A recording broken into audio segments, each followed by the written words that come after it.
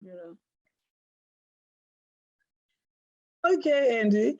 So you got the loan, right? Pretending you were going to buy a car, and you decided to take the money to Namibia to go on holiday Yes. in Namibia. Hmm. Yeah. So you were telling me that you Googled like a lot of things about Namibia before going, I did. right? So Yeah. what are some of the things that were shocking to you when you got there? What did you Google first, and then what was shocking to you when you got there?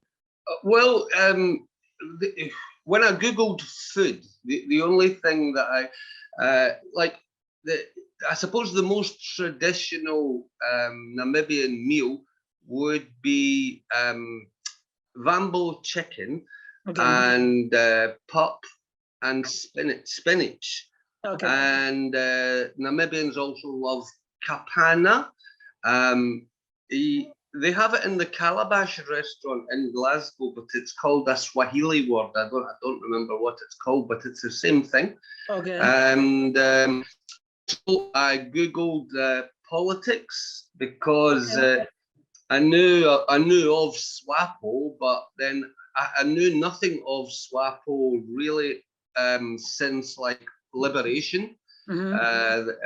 You know, as I say, Namibia got liberated from apartheid in 1990, and 1994 was when South Africa. So I knew nothing of from then until now, and there wasn't much to be added at that point in time. That was 10 years ago, and Okay. a lot has changed politically since then, especially in the last few years. For example, when I was there, um, Namibians, I've got an expression, and it is it's very cold outside of SWAPO. And I think the same exists in South Africa. It's very cold outside of the ANC, which basically means if you're not the ruling party, the ruling people, a relative or a friend, You are or out in the cold. you're out in the cold, and that is the case. So I could find people who would be anti-SWAPO, but they would not say this to me in front of other people, and they would also ask me not to tell anyone that they had gave their opinion to me. And since 1990, the liberation was for the land, and nobody has received any land yet. Same as in South Africa. Yes. Same thing. Yeah. Okay. And I saw there's an Okahanja, which is north of Windhoek. I saw a SWAPO government minister the other day on NBC, and there was a demonstration about the land, and he came out to address the people, and he said that the people must understand that these things cannot happen overnight, but he would look into it over the next 2 weeks.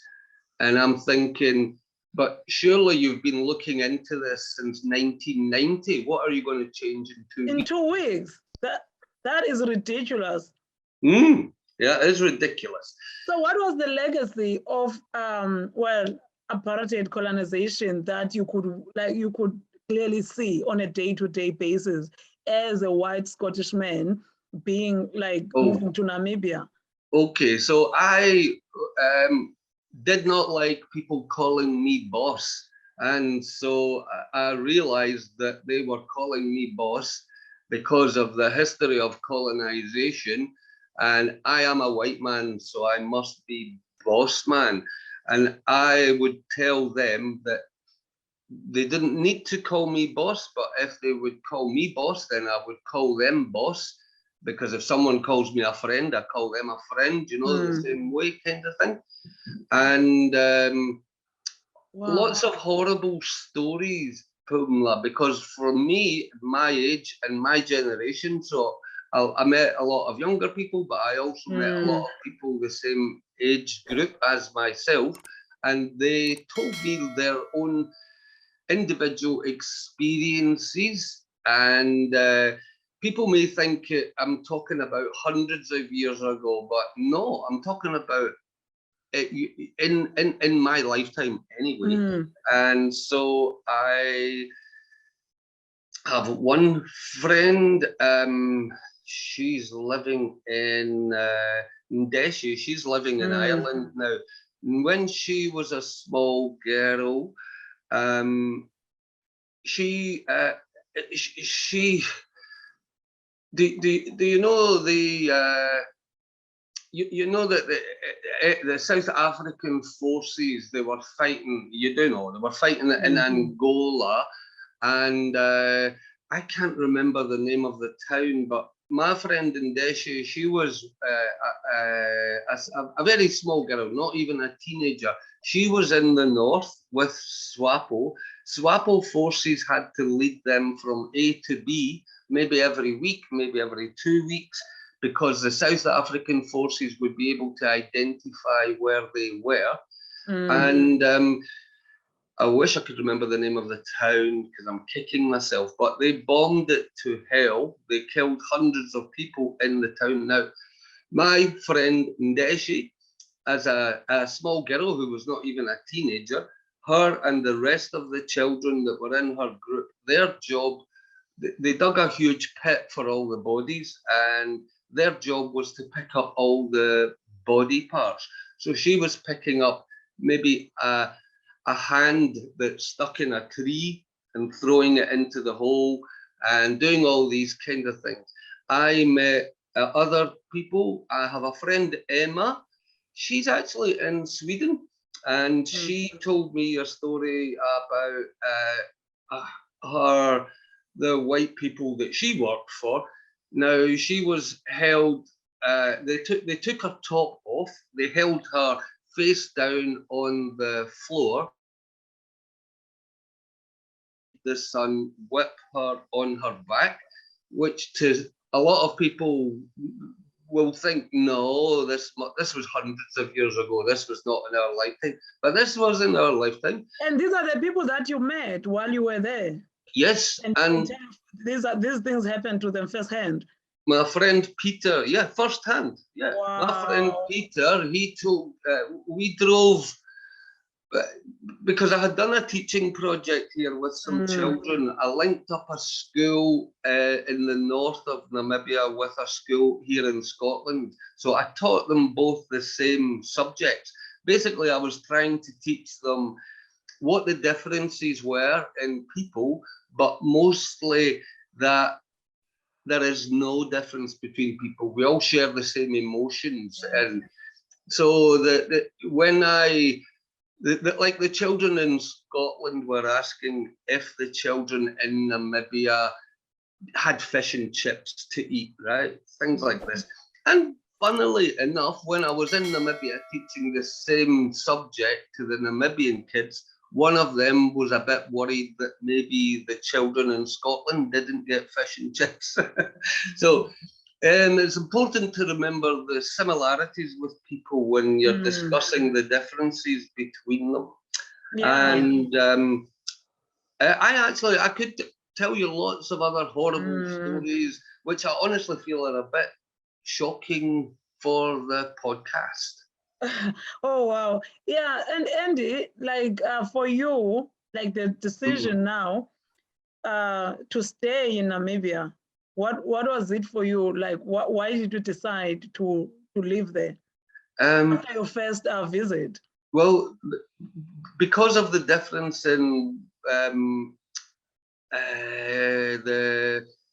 I don't know whether to say European culture or Scottish culture, right? But you know what I mean. And then there is also the Namibian culture, which is a shared African culture as well, right? So the reason why I wanted to stay in Namibia was because I preferred the culture, which is a very different one. In Namibia, they've got a culture that they refer to as the culture of respect, which is respect for your elders. Now, that is everyone who is older than you. So a very small child must respect a teenager, someone in their 20s. So For example, I would be with friends of my generation, and there would be visitors coming who were in their 30s, and my friend Nora, she would say to them, "You cook, you mop the floor," and to the children now, to the children. Well, me and Nora, we're in our 50s and 60s, and so the people I'm talking about were in their 30s, if you want to call them. So as long as the person is younger than you, you can just tell them. Like you can just tell them, right? Yeah. And then they don't, like, if you said that to a Scottish child, they would just laugh at you, and they would not do it. And I was really against it. I thought it was a terrible culture. And then I had it explained to me that if you're brought up with that culture, then you did that when you were younger, and it pays off when you're older. And so also, like the way that a Namibian would greet you would be long and sincere, rather than hi, move on kind of thing, So what is the greeting like in Namibia? If you can just give us a taste. Well, I'm very interested in African culture, so I have. How would they greet? Well,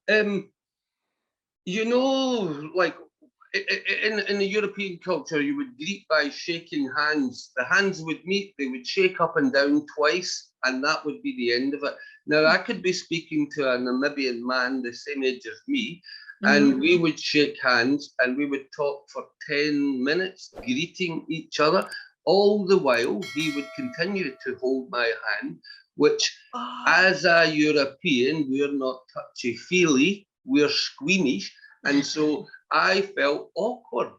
But after a while, you felt awkward. You had this man holding your hand and not letting go. And not letting go. And you also know that when you shake someone's hand, like if a younger person is shaking my hand, they also hold their arm while they're shaking your hand as an extra respect, more respect. And there's a few that, and also like if someone meets you while you're eating, then you would do like a pandemic bump elbow kind of thing, because you don't want to touch the person's hand that's got food on it kind of thing, Yeah. So there was lots of variations of that.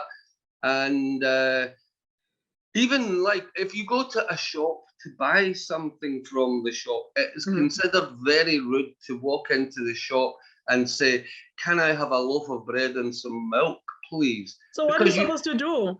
Well, you greet the person before you do this. Okay. So you walk into the shop, "Good morning, how are you?" "I'm very well, thank you. And how are you, sir?" "I'm fine, thank you very much. Can I have a loaf of bread and some milk?"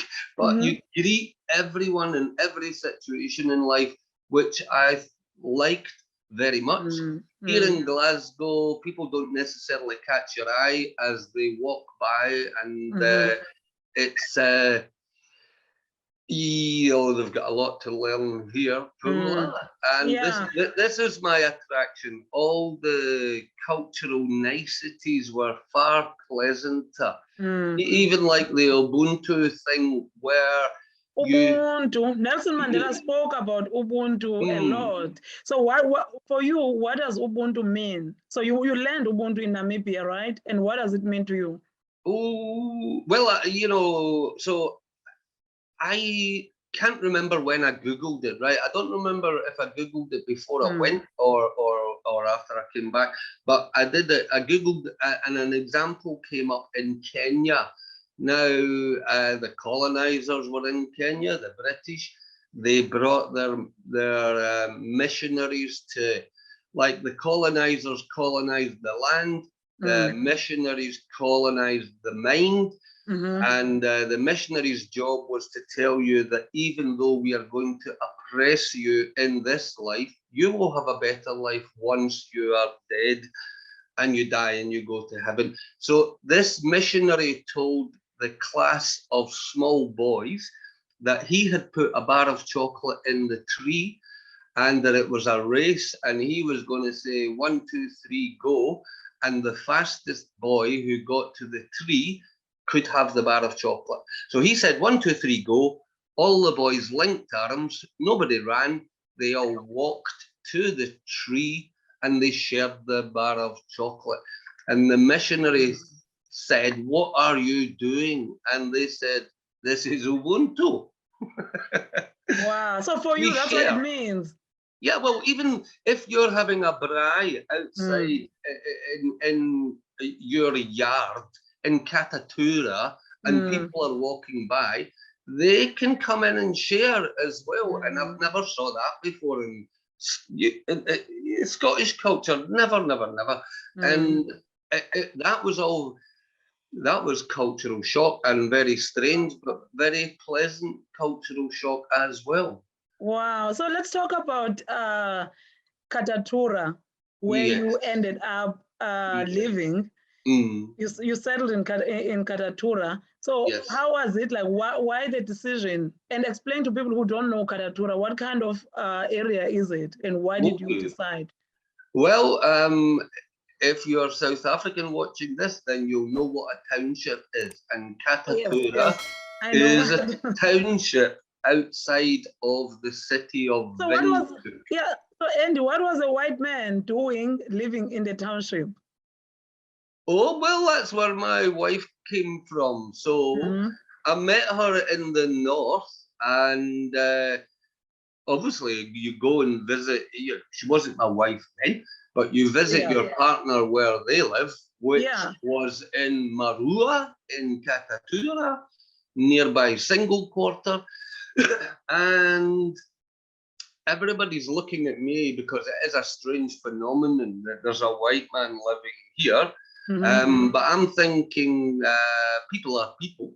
And so also, if people are, it takes a lot, as any black person who's arrived in Europe will know, it takes a lot to get used to people staring at you because of the color of your skin. So people will stare at you. People would stare at me, and it used to freak me out. Well, if I walk down the street, then I'm passing all these people in Katatura who never pass a white person in Katatura, only in town. And so they would stare at me. Now, some people would greet me and be very, I mean, things like telling me that Namibia must be really progressing now if it's possible to meet a white man in Katatura. They say that your face, Andy. So, yeah, telling me this. Some people were telling me that I was very brave to be in Katatura. And I say that as well. You think, okay, well, I've had experiences in Katatura, and now I know why they were telling me that I was being very brave. And did you find out later why they were calling you brave, though? Did things happen to you? No. I after reading the history of white people colonizing Africa, and then I'm outside of the white people's safety zone, it was very obvious why they were telling me that that I was brave. Other people would tell me to fuck off. They hate someone will just come up to you and just tell you, just F off this township. You are white. Yeah. Or do not come up to me necessarily, but shout it across the street as they're walking by, or why are you here, Shilumbo, and Shilumbo, that was your name? No, that's Oshibambo for white man. Shilumbo. I'm a Shilumbo. So that was probably the first word you understood, because it was probably said a lot around you.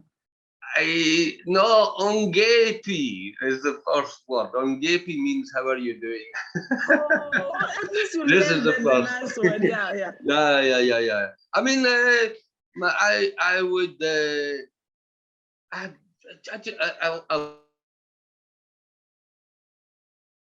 Tati Lumbo, and my brother-in-law would take me out to. ages with me, right? So we would go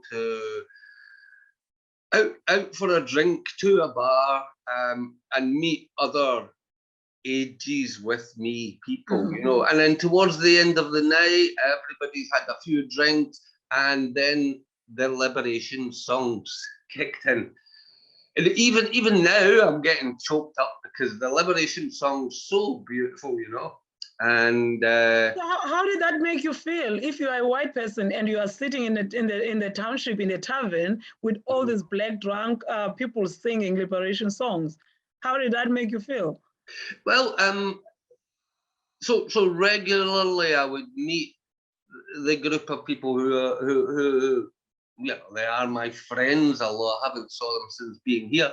And how did it make me feel? It depended on the situation, to be honest with you. And it depended on the location within Katatura, you know. Some places were okay, most, in fact, and mostly, you know, it depended on the time of day, because I would be out and about during the day, but no chance. I did go out and about at night time sometimes, but I really annoyed everybody when I did that, because the people that I knew, my family and friends, felt a strong sense of responsibility for me. So if I had gone out without telling them that what I was doing and where I was going, I was not necessarily safe. They explained this to me, and they said not to do it, you know, because how would they explain to my family in Scotland if I was killed, you know? If something happened, yes, I'll tell you, like an incident that happened in South Africa. Noah's dad, who is a white Scottish man, and we lived in, you know, like for a number of years in South Africa. So this one time, and I still have family members in the township. So we went to visit my aunt. I mean, Finley was like he must have been like a month old or something. We went to visit my aunt, and on our way out of the township, there was like some toy like strikes over service delivery. Now we're just like trying to squeeze out of this crowd, and people are shouting, are yelling, are singing the songs, you know, like it's all mad. And when they realized, or one of them spotted Noah's dad, they were like, umlungu meaning a white man in Xhosa. Everyone ran into the car. There's a month old, I think he was a month or two in the car. I'm just sitting in the back seat. He's driving and I'm sitting in the back seat with Finley. And they started coming towards the car. He's trying to drive fast, trying not to run people over because it's just going to make things worse. Oh, yes. Definitely. And somehow, one person threw a brick in the car. Oh, right. We managed to just get out of that situation. And that was my thought as well. Is like, how would I be able to explain it to his family? Like, this is what happened. Like, what would I say? Yes. How would you? You know? I don't know how much your husband understood about the situation. Noah's dad, I don't know if he realized why this anger was generated towards him. I don't think he got it. I mean, these people are frustrated. They are the toilets are not working. The government is what, and the corruption and apartheid. And now in their moment, it's like umlungu. They're like, wow, yeah, man. Now this is where we can put our anger on. This guy is responsible for white monopoly capital. Whether he's from Scotland or not, they don't care. Okay, no. Yeah. If we can talk about your wedding. My wedding. Your wedding, and you were telling me about like the Lobolla. So who told you about like Lobolla? The first time you heard the word Lobolla, and why did it mean to you? Right. Okay, so I'm back in Scotland by the time I first hear about the word Lobolla, and so my friend Nora, she sends me a message, a jokey message asking me what I'm going to do about Lobolla. Now, I also don't like to appear. Nobody likes to appear like they don't know what they're talking about. So I think before I reply, I'm Googling Lobolla. So before I know it, there are so many, I mean, like from all the way from Ethiopia, all the way across Southern Africa, Lobolla exists, and it's different in different countries and different parts of the same country. So I understood what Lobolla meant. So in Europe, they would call it a dowry. Now, a dowry is regarded as an old-fashioned thing that doesn't happen here. The same as in most African countries, Lobolla does not necessarily include the cattle anymore, although it can do. So for my Lobolla, I bought 6 cows. I also bought like hoes, not that kind of hoe, but the kind of hoe for gardening or for farming, for breaking the earth. So I think I bought about 6 of them as well, and I can't remember everything. So some of the cows, I mean, I never personally bought the cows, but I did send the money, and they were done on my behalf by my relatives. And some of the cows were eaten at the wedding, and some of them went to the north. Okay. So did it sit well with you to pay Lobolla? It sat well with me to embrace the culture of where I am, not to be there explaining that this is not correct because this is not how I do it in my culture. One thing I was very aware of was that Africans have had enough of white people arriving in Africa telling them how to do things. So I thought, okay, if this is how it's done, I'm going to do the best job of that I can possibly do. Wow. For a shalimbo. So when you were settling in Katatura, right? So you were telling me about like your name. So you were given a name, a new name. Andile Makawawa. Oh, so they Andile Makawawa. Okay. Look, can I tell you one thing? Pumla, my name is Andrew McNeill, right? And here in our culture, if your name is Andrew, then your nickname is Andy. Yes. So when I was explaining to my Oshivambo friends and family that my name was Andy, it turned out that in Namibia, Andy is a girl's name. So they told me, we need to change your name and give you an Oshivambo name. Okay. Not just, so Andile Makawawa Andrew McNeill. Andile Makawawa. Oh, okay. Yes.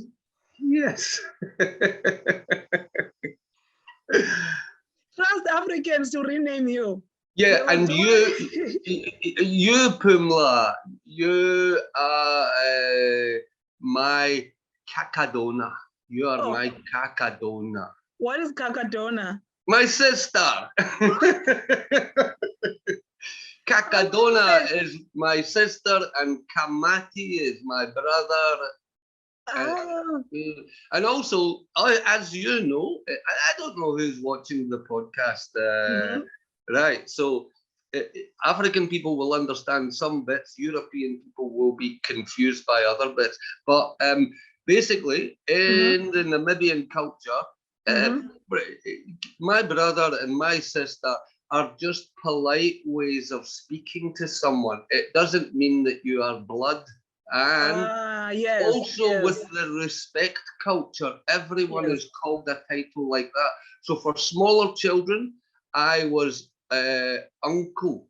And then also you would call people mother, you would call people father.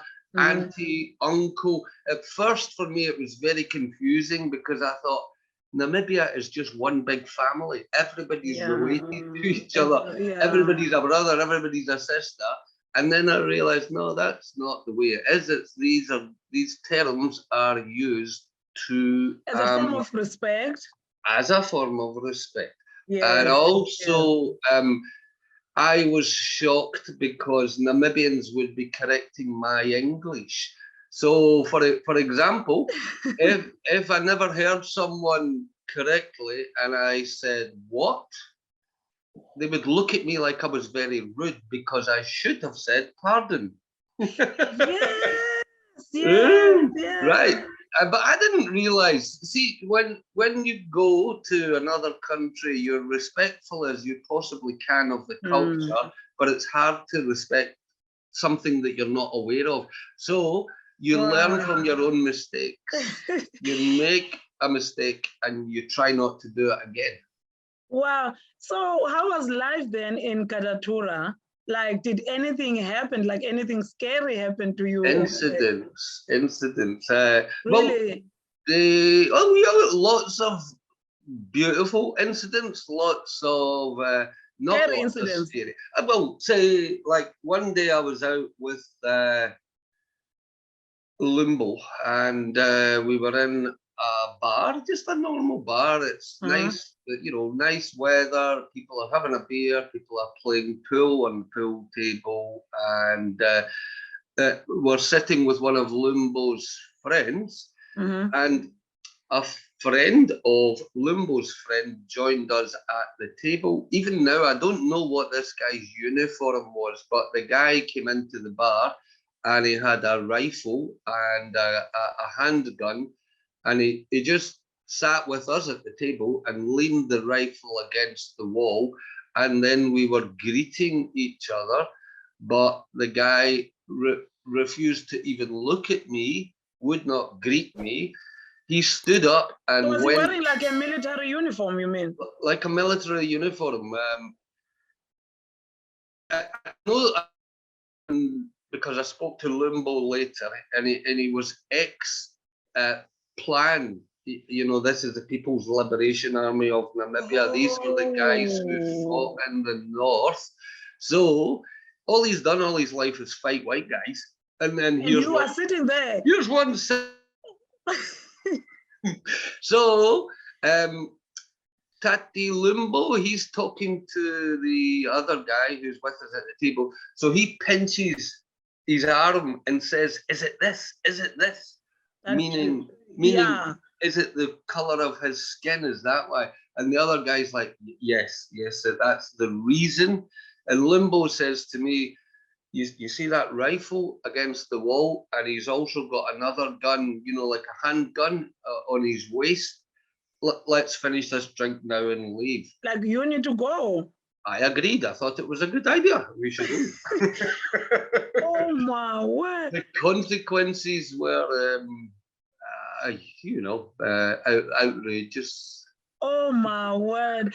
And the day you went to take someone at the taxi rank or something. Yes, that was. But those guys. Well, what happened was, I was working and working for this company. Now, my job was make phone calls, arrange meetings with people, and the company that I worked for would run their social media. So they would run their WhatsApp, their Facebook, and my job was to convince people that these were the future of advertising platform. Okay. You can have an advert in a newspaper. Tomorrow the newspaper's blowing in the wind. But if you've got your social media presence, also with extra money from them, I was the guy on the phones. I'm not a computer literate guy, but nothing special. But you can pay money to present yourself. And anyway, so I would arrange these meetings, and I was on my way back from one of these meetings with Rob, who I worked for. Mm-hmm. The company was called Soma, S-O-M-A, and Rob owned the company, so I was working for Rob, working with Rob, and he got into the front seat, and I got into the back seat of the taxi. Now, it's just a normal car. It's not like a taxi van in South Africa. So the taxi driver is only allowed 3 people in the back seat. Yeah. But, and also, like here in Scotland, if you take a taxi, it's your private hire. Nobody else is sharing it with you. But in Namibia... So you guys took this taxi. You and Rob took this taxi. Yeah. And 3 other guys jumped in the back seat with me. So there was 4 in the back seat. And these guys were speaking Portuguese, so we knew they were Angolan. And even the taxi driver started speaking Portuguese. So we also knew that this was a set-up plan. The story, I mean, from hundreds of years of history, right? From white guys coming and doing all their bad things. And you know, as a black person, you've got nothing. You know that the white guys have got everything. And it's been that way for hundreds of years. That's what you think. Yes. So anybody looking at me, they don't know that I'm doing a normal job and I'm getting minimum wage and stuff. They think he owns everything. He's got swimming pools, Mercedes-Benz, all this kind of stuff. So he's worth robbing, kind of thing. So these guys just gave me a hard time in the backseat. I was arguing with them. They had their arms round me, going through my pockets, all this kind of thing. And then eventually the guy in the middle pulled out a handgun on me, and I told the taxi driver that I knew his registration, and he had to stop now because he knows I can report you. They'll find you. So you know, if he shoots me, Andy, you're responsible. You're going to go to jail, taxi driver. So he stops. Me and Rob got out, and I did kind of break down at the side of the road. I had to sit down. I was like, "Fuck me!" I was going to get killed.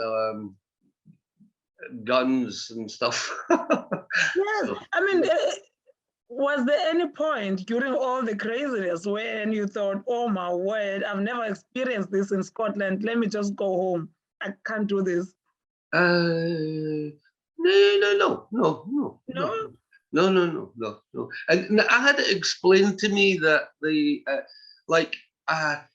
Angola, culturally, they're sort of similar to South Africa in the sense that in South Africa there is so much violence, and the same in Angola as well.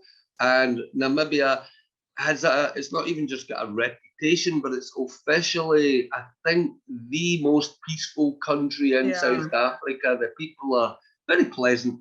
And so I was told that a lot of Angolans are aware of this, and they come into Namibia. Just to stamp the peace. Criminals, you know, coming to intimidate pleasant people who are too frightened to do anything about it. Probably tourists as well. If you are there on holiday and then they can notice you've got a bit of money. Well, I really did not. I did not think he was really going to shoot me. It would have been too ridiculous a situation. We were driving through town. Now, he's not going to shoot me there because he's going to get caught straight away. So he must. I didn't think that was going to happen. I was still terrified. But you, of course. Because thinking it's not going to happen is a gamble. I don't know the end result of this. You could be high or something. I didn't know the taxi driver's registration, but when I was with my wife one time, we got picked up by an Afrikaner, and we were both frightened because Afrikaners have a reputation, and we did not know why he would want to be nice to us. So she took a photograph of his registration. We sat in the back seat. discussing how safe do you feel? Not very safe. And she said, it's okay. I have photographed the registration. I've sent it in a text to someone else. If he does anything, I will then show him the text, and he will know that if anything happens to us, he will get caught. So I remembered that when I was speaking to these Angolan guys, and I thought this is a good tactic. Oh my! To remain safe. And you were also stabbed at one point. You were telling me. Well, yes. Now, can I just say, like, I don't really feel that the stabbing was nothing to do with my colour. Okay. I stayed. I rented a room from my friend Dapona, and I was teaching at the time. So, one night I'm sitting and I'm going over all the children's homework, and she came in. A friend of hers had been visiting. Now it's about 6 o'clock at night, but it is dark because it's November. Well, not November, but it's winter. And she said, would I walk her and her friend to the taxi rank? She could walk her friend, but that would mean walking back on her own. The taxi rank was only a few hundred yards from the house. And so I said, yeah, fine, no worries. So the three of us walked to the taxi. And it was a strange situation because I'm not really sure exactly what happened, but the friend got in the taxi. And then as the taxi drove away, there was 6 guys who came, we're about 100 yards from them. And Dapona shouts, run. I don't know why, but these guys are running towards us. And I'm like, okay, I'm running now. I can see why. So they were faster. And me and Dapona have separated. I'm not sure where she is at this time, but there's like 4 or 5 guys surrounded me, right? Now, the thing is, they're looking for a smartphone and some money, which I probably would have had on me, but I am only walking to drop someone at a taxi for 10 or 15 minutes and then back to the house. I don't need to take the phone or money or it, so I've got nothing. That was not an explanation that they were happy to hear.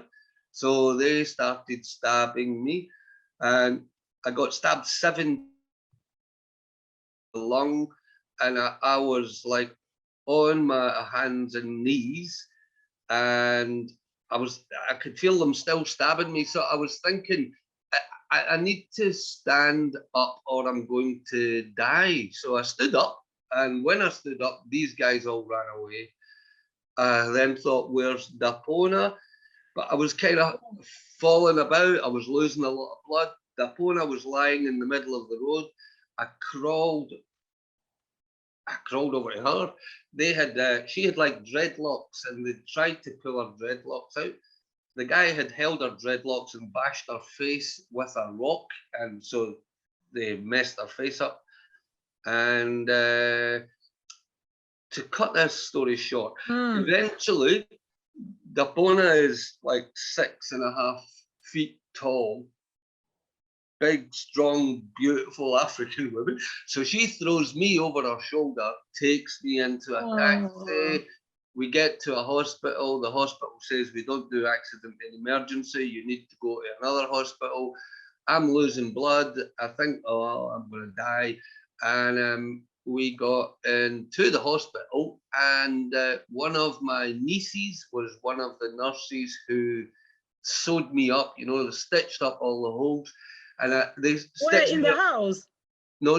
This in the second hospital. She was a nurse there. Oh, okay. Oh. Right.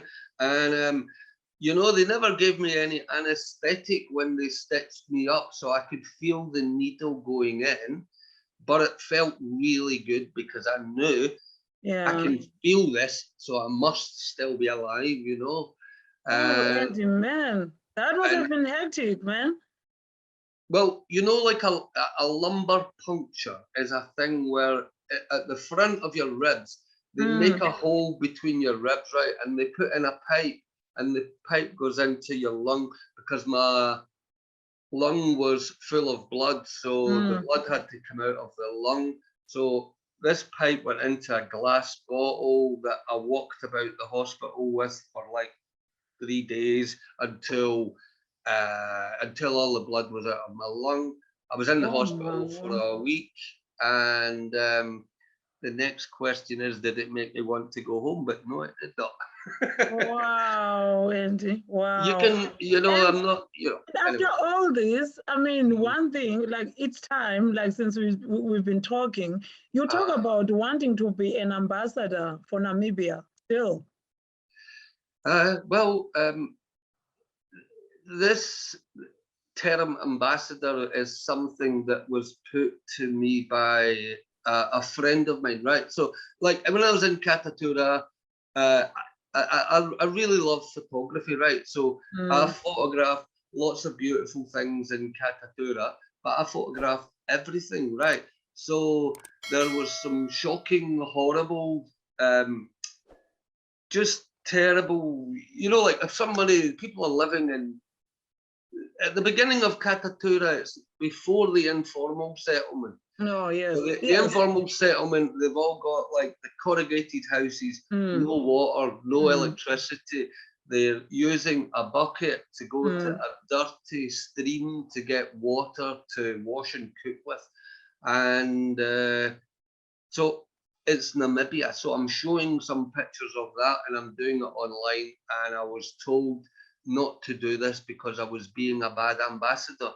I wasn't trying to say, look at Namibia, it's a terrible place, but to only focus on the nice, positive aspect is not a realistic full story. It's not the full picture. It's pretending that everything is fine when it's not all fine, So in order for you to be an ambassador, you need to show both sides, the bad and the nice one. Politically speaking, a good ambassador would be biased in favor of their political party. So they would want to show that everything, if they were in government, they would want to show that everything's beautiful, everything's working as it should. So and what kind of ambassador are you? What kind of ambassador are you for Namibia?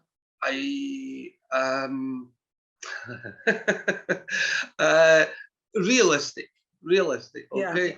I'm not saying everything's bad, I'm not saying everything's good. From Glasgow, Pumla, we can go into town and you have to step over the people who are sleeping on the street, all this kind of stuff. So if I show that, I'm not being a bad ambassador or a good ambassador. I'm just saying this is real, and let's not pretend it's not happening. But then I can also, in the same day, I can be passing a park and I'm taking pictures of some beautiful flowers, because that is just as real. So I'm not biased there. I try to be an impartial ambassador. Yeah. And in closing, and before I let you go, because we can talk and talk and talk. Yes, I know. Your stories are so interesting about Namibia, about your time over there.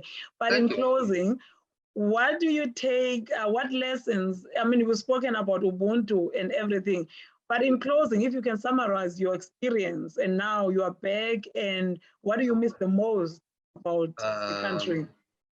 Number one must be the people.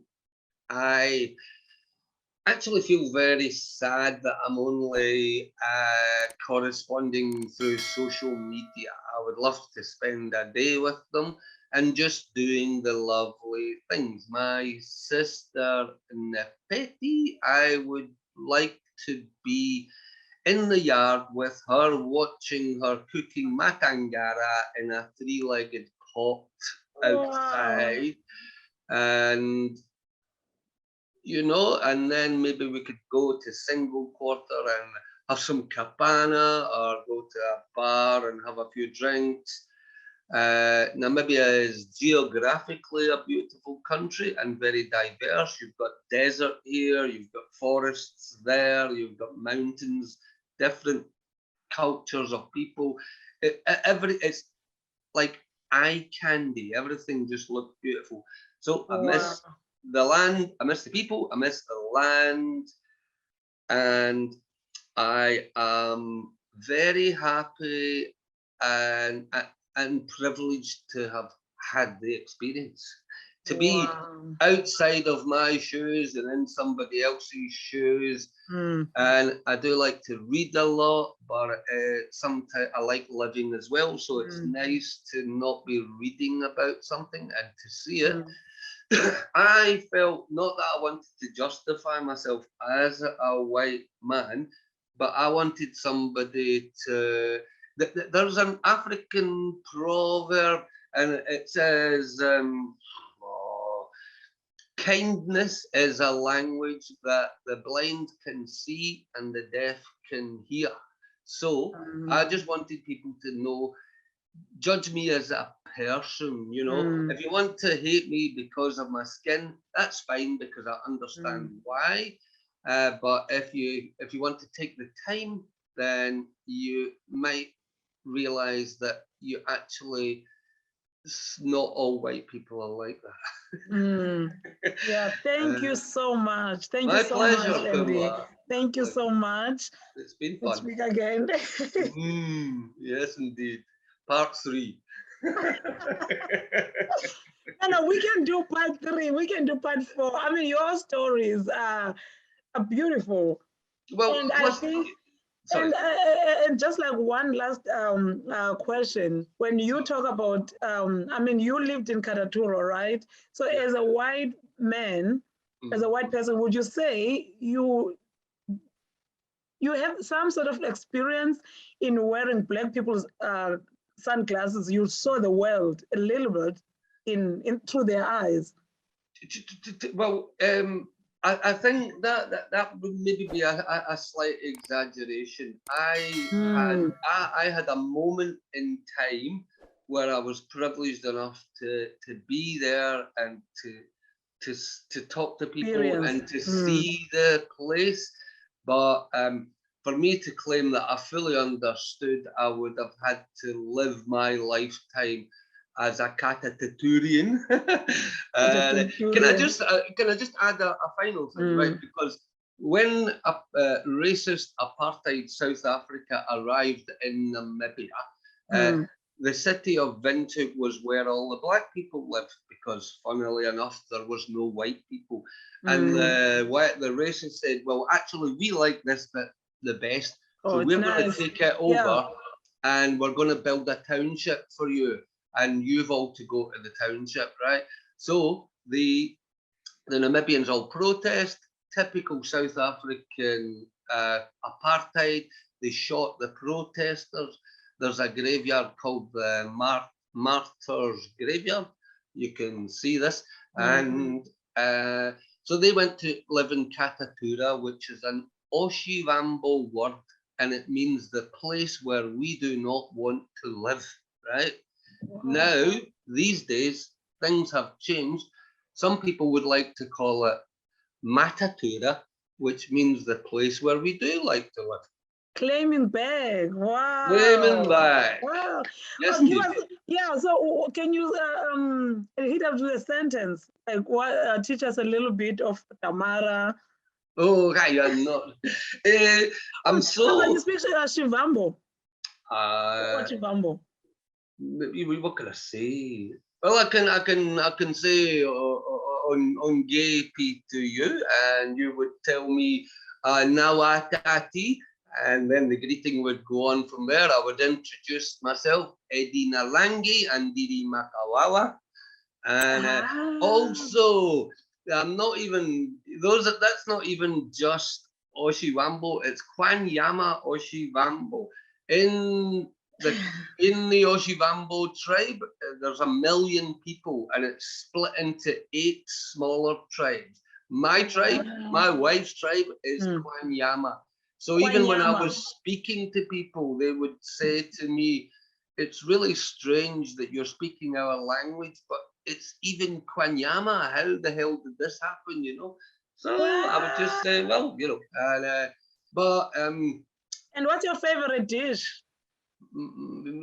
Yo Matangara. Oh, sorry. It's in pence. Pence, which I